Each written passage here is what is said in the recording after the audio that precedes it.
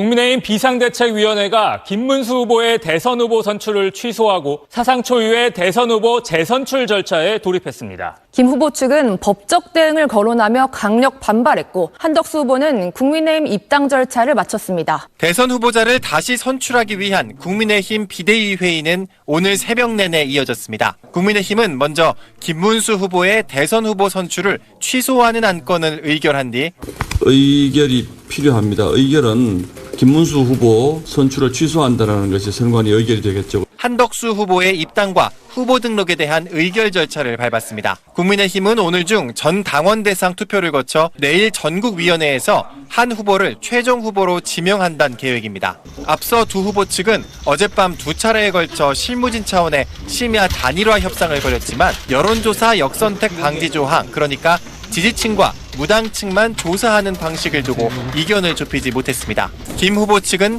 역선택 방지 조항을 적용하면 안 된다고 주장했지만 한덕수 후보는 무소속입니다. 당원이나 또는 정당 지지자 여부를 물어서 그것으로 판단할 수가 없는 겁니다. 한 후보 측이 반대하면서 평행선을 달렸습니다. 김문수 후보님이 경선에서 승리한 그 방식, 그거를 말씀을 드렸는데 그거를 받지 않아서 협상이 결렬이 됐습니다.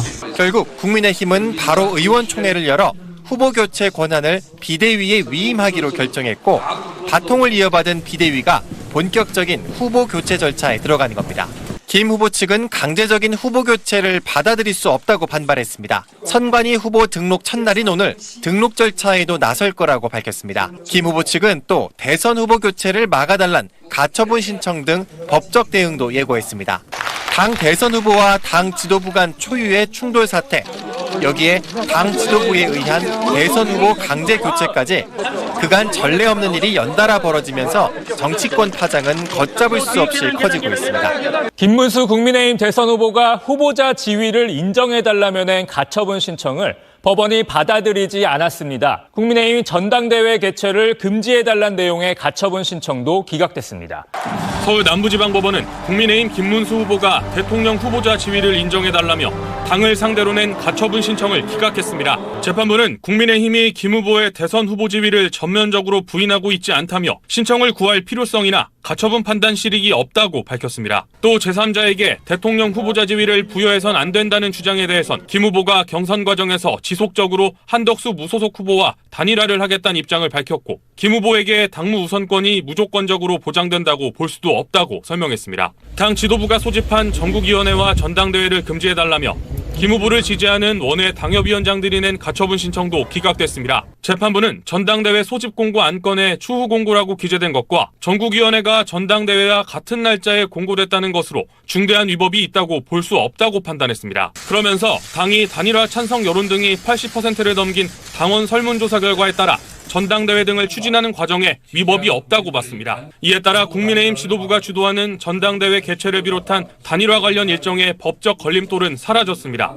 앞서 국민의힘 지도부가 김문수, 한덕수 후보 단일화 가능성을 염두에 두고 전국위원회를 그제 또는 어제, 전당대회를 오늘 또는 내일 소집한다는 공고를 내자 김 후보 측은 당원 당규 등 절차를 지키지 않은 후보 교체를 위한 전당대회 소집이라며 법원에 가처분 신청을 잇따라냈습니다. 지금 그러면요, 국민의힘에 김문수 후보 같은 분들 또는 홍준표 후보, 이제는 후보는 아닙니다만 이런 분들은 어떻게 봐야 됩니까? 지금 사실 이제 국민의힘이 하고 있는 행태라는 것이 절차와 형식을 무시하는 그런 상황으로 가고 있고 누구나 짐작컨대 이른바 한덕수 권한대행 뒤에 윤석열이 있을 것이다. 네. 라는 이런 짐작들을 하고 있지 않습니까?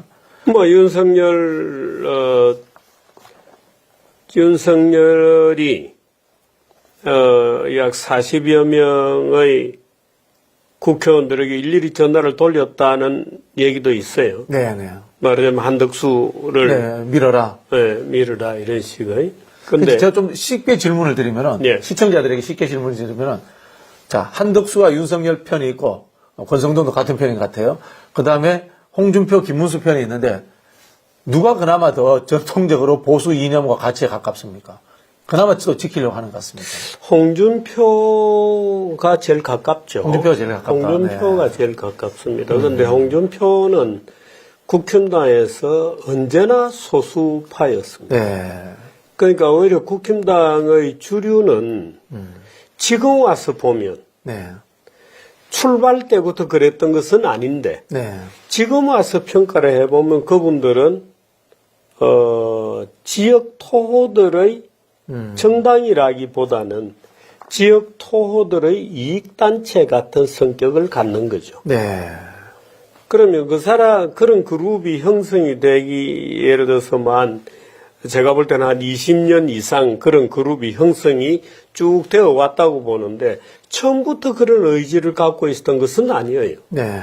근데 쭉 정치의 그 역동적인 과정 속에서 계속 부대끼면서 어떻든 지금에 와서 보니까 그런 결론에 와 있는 거죠. 그러니까, 지역 토호들의 이권단체 같은 성격을 갖는 정당으로 어느덧, 퇴행해버렸네요. 퇴행한 겁니다. 그러니까 정상적인 보수를 빌드업하는데 완전히 실패한 겁니다. 네. 근데, 그러니까 홍준표 같은 경우에는 그나마, 거의 뭐 혼자 움직이는 분이고, 또 이 집단 속에 말하자면 잘 융화가 안 된 분이에요. 그 오히려 소수로 지내다 보니까 보수의 기본 구조는 유지하고 있는 분이고. 그러나 홍준표 후보의 생각은 약간 썩 그렇게, 열심히 공부를 해서 현대 한국을 완전히 이해한다고는 잘 안 보입니다만은, 그러나 어떤 거기 와 있고. 이, 김문수 씨는, 약간 독특합니다. 약간 독특해서, 지난 특히 수년 동안에, 건 한 10년 가까이 야인 생활을 했기 때문에, 그 야인 생활을 하면서 소위 이 길거리 보수, 네, 네, 태극기 보수에 굉장히 싱크로나이저 되어 있는, 네. 그런 분으로 바뀌었어요. 그러니까 우리가 알고 있는 비교적 어떻든 뭐 리버럴리즘이라는 것은 뭐 현대 진보냐 보수냐를 떠나서 뭐 큰 워낙 큰 큰 우물이니까. 하나의 네. 이제 큰 흐름을 갖는 거고 거기 기초에 있습니다만은 그런 흐름 위에 있는 분은 아닌 것 같아요. 그 오히려 털딱들에 굉장히 가까워져 있다. 그래서 약간 울트라적 성격을 갖는 거다. 그래서 오늘도 제가 그런 얘기를 했습니다만은. 극단적으로 표현하면 뭐 전체주의에 가까워진 뭐 이런 식으로 봐야 되겠네요.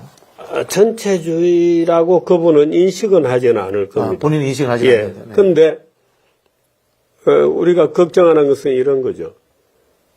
우선, 김문수가, 온전한 형태의, 예를 들어서, 대한민국의 지도자가 되겠다고 한다면 몇 가지 해결해야 될 문제가 있다. 첫째, 개헌 문제에 대해서 입장을 명확하게 밝히고 네. 사과를 해야 사과해야 된다. 네. 그게 이제 분명한 거죠. 그동안 이렇게 말하자면 윤석열의 거의 수호자처럼 네. 호위무사 같은 태도를 쭉 보여왔기 때문에 그 문제에 대해서 설명을 해야 된다. 왜 그랬는지. 네. 또 그 문제에 대해서 사과를 하고 네. 어떻든 윤석열 체제가 대한민국 자유민주주의에 대한 중대한 장애를 조성하고 네. 그 질식시킬 수 있는 어떤 폭력적 계기를 만들어 시도했다고 하는 데 대해서 통절한 반성이 있어야 된다. 네. 그 김문수는 그런 반성이에요. 둘째는 소위 지난 수년 동안 어떻든 자기의 행동 반경이 네. 스트리트였습니다. 예, 예. 그래서 그 문제에 대해서 충분히 설명을 하고 반성을 해라. 네. 과연 이 길거리에 소위 그 광장민주주의적 성격을 갖고 또는 이 나치당 비슷한 울트라의 네. 어떤 충동을 갖는 집단에 대한 어떤 연결에 대해서 사과하고 해명해야 된다. 네. 하는 여러 가지 문제가 있죠. 그리고 지난 수년 동안 워낙에 떠나 있었기 때문에 자기의 그 자유민주주의와 자유시장 시스템에 대한 어떤 생각 신념이 또는 자기의 신념, 평가에 대해서 컨페션을 해야 된다. 그런데 관심이 없는 것 같아요. 김문수 그렇죠. 여러분. 예. 그런데 국힘당 자체가 지금 그런 그러니까, 관심이 네. 없는 집단이 된 거예요. 이제 우리가 이제 다시 돌아가면 이제 자유주의 보수주의 하겠는데 네. 자유주의라는 것이 한편으로 보면은 시장 경제를 이야기하는 거지 않습니까? 그렇습니다. 근데 이제 한국의 이 자유주의 보수 세력이라는 것이 어쨌든 간에 이제 국가 자본주의를 견인해 오면서 같이 온 거 아닙니까? 네. 총 자본을 사실은 보수라는 정치 세력이 키워준 거잖아요. 네. 근데 어느 순간에 지금 보면은 이 보수라고 참칭하는 세력들이 총 자본의 이익 대변도 안 하는 것 같아요. 반시장적이죠. 반시장적인 것 같고. 박정희가 국가 자본주의를 잘 운영했기 때문에라고 생각하죠. 근데 그거 오류거든요. 왜냐하면 박정희라고 박정희라는 분은 이 대한민국의 시장이나 원초적 자본 축적을 만들어내는 과정에서 여러 가지 무리수가 있었습니다만은 근데 이거 뭐 독재를 했으니까 어떻든 소유권 체제를 만들어내는데 결정적으로 기여를 한 분입니다. 그래서 사실 우리가 주목해야 될 거는 대한민국의 경제 시스템을 만들어내는데 어떻든 자본의 소유권 시스템을 확고하게 만들어냈다. 물론 그게 이제 이 소위 진보 진영, 좌파 진영에서는 재벌에 대한 특혜였다. 정경유착이라든가. 정경유착이었다. 이렇게 얘기합니다만은 그 정경유착의 수많은 지구상에 있던 정경유착 중에서 박정희 정도의 정경유착이라면 어느 나라나 오히려 환영할 거다. 뭐 이런 평가를 내릴 수 있을 정도로 사실은 어쨌든 결과가 좋으니까 결과가 입증하는 그대로죠. 이제 그렇기 때문에 박정희 시대를 우리가 보는 관점에 대해서도 여러 가지 관점에서 볼 수 있습니다. 그런데 그 시대 시각으로 봐야 되니까요. 근데 그게 이제 사실은 이 군사 정부가 끝나고 과도기를 거치면서 소위 문민정부가 만들어지면서 이 보수가 제대로 빌드업이 안 된 겁니다.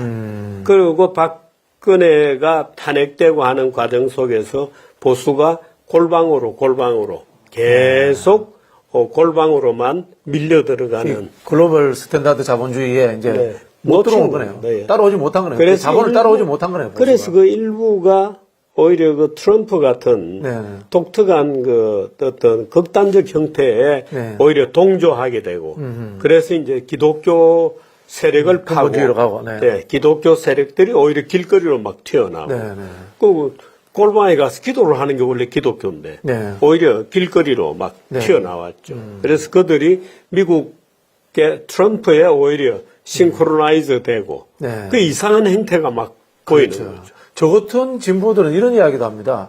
사실은 한국이 선진국이 되는데 경제 발전은 진보 정권이 상대적으로 더 기업 친화적으로 해줬다.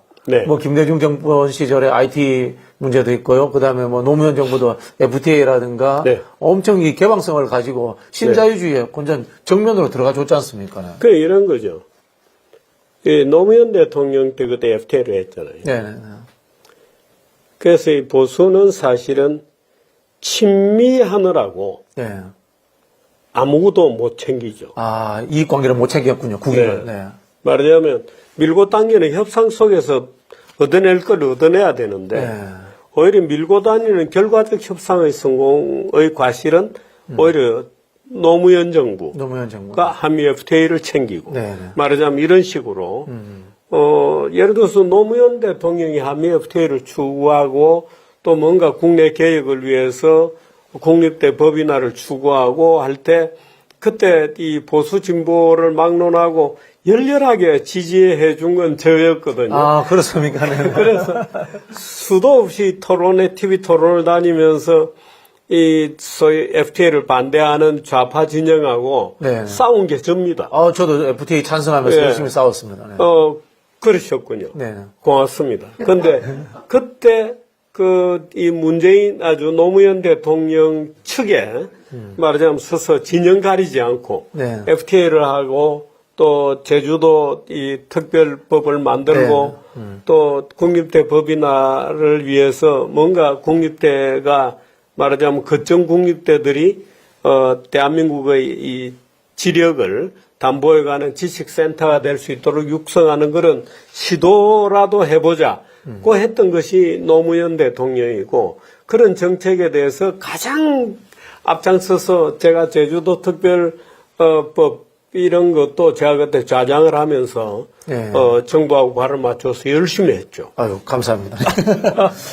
선생님 지금 근데 속보가 하나 있어서 이 네. 속보를 여쭤봐야 될 것 같아요. 예. 지금 예, 김문수 후보가 예. 대통령 후보 지위에 관한 가처분 신청을 냈는데 네. 그게 지금 기각됐답니다. 그럼 이게 어떻게 됩니까 이게? 기각돼요? 네네네. 그럼 법률적으로는 지위를 보장받지 못하는 거기 때문에 이제 당내 갈등은 더 심각해지겠죠. 심각해지죠. 네. 그러면 이제 소위 주류측 양권의 희망대로 네. 말하자면 바로 이제 이 대통령 후보로서의 지위가 부정되었기 때문에 네. 한덕수 씨를 영입을 해서 네. 후보로 등록을 하는 과정을 밟게 되겠군요. 네. 그래 되면 이제 그야말로 이제 세력전이 되겠네요. 네. 근데 그렇게 세력전이 되면 김문수 진영이 불리할걸요. 아, 그렇겠네요. 지지하는 의원들도 적고. 네. 특히 이제 여론조사 수치가 적게 나온다면 그건 굉장히 위기가 될 수 있겠네요. 그렇습니다. 지금 근데 여론조사 결과에 대해서는 발표하지 못한다 이렇게 돼 버렸거든요. 네네네. 그 이제 선거법에 그렇게 돼 있다 그래요. 이제 그러니까 그건 못하는 거고 김문수 후보 측은 의외의 법적 타격을 받게 되는데요. 아마 뭔가 가처분 신청을 또 해야 되겠네요. 또 넣을 것 같은데요. 뭔가 네. 다른 어떤 측면에서 또 뭔가를 넣고 해야 될 것 같은데 김문수 측이 뭔가 아마 약점이 있기는 있을 겁니다. 법원에서 그렇게 판단한 네. 다 가처분이 받아들여질 거로 봤는데 받아들이지 않았다면 뭔가 이유가 있을 텐데 그 이유 중에는 혹시나 말하자면 이 김문수 후보가 열의의 지위에 있다가 1위로 끝나는 데는 네. 말하자면 김문수하고 뭔가의 약속이 있었다 이렇게 이제 볼 수도 있겠죠. 네. 뭔가 이 숨겨진 뭔가 있었다면 말하자면 1위라는 게 자연적 과정을 통해서 만들어진 게 아니고 네. 하나의 전체적인 기획 속에 말하자면 김문수가 단일화 또는 양보 이런 문제에 대한 어떤 커미트가 있을 수도 있다. 뭐 법원에서는 그 점을 보고 평가를 했을 수도 있죠. 네. 근데 아마 우리는 사실 그 내용을 밝혀서는 모르죠. 그렇죠. 무슨 이면 합의가 있었는지, 그 이면 합의가 무슨 서면이라든가, 또는 녹취라든가. 뭐 녹취라든가 여러 다른 요소들이 있었을 수도 있겠네요. 네. 하여튼 이건 뭐 저희가 네, 지켜봐야 그 될 것 같습니다. 국힘당의 말하자면 분란이 네. 심해지고 또는 이 탈당 사태가 이어지거나 뭐 여러 가지 변화들이 또 액션들이 있겠네요. 네.